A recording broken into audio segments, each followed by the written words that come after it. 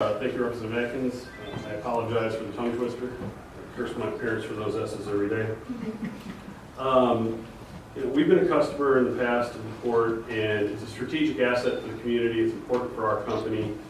And I think that it's important that there be consensus across the entire spectrum of stakeholders. Sorry for the gong.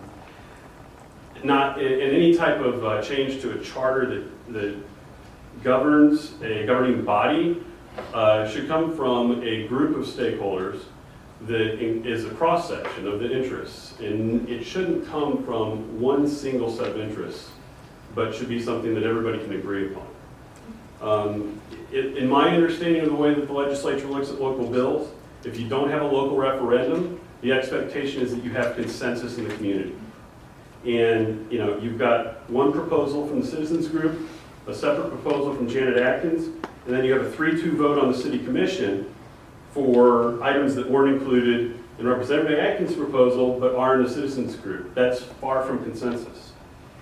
OPA has presented a process to modernize the charter, which will hopefully include all stakeholders. My hope is that they can develop some representation that people will find fair, and people will recognize that everyone has a voice. The courts operated for 30 years without bringing major disasters to the community. They operated under this charter that has these powers in it when they weren't under the magnifying glass and did not abuse it. My belief, and I think it's not unreasonable to have, is that we might be able to make it 8 to 10 months while they're still under the magnifying glass to do this right, come up with consensus, and have a bill that everybody can support that modernizes and strengthens the court's charter to make it more competitive, rather than simply taking out the things that people have generated a tremendous amount of fear around.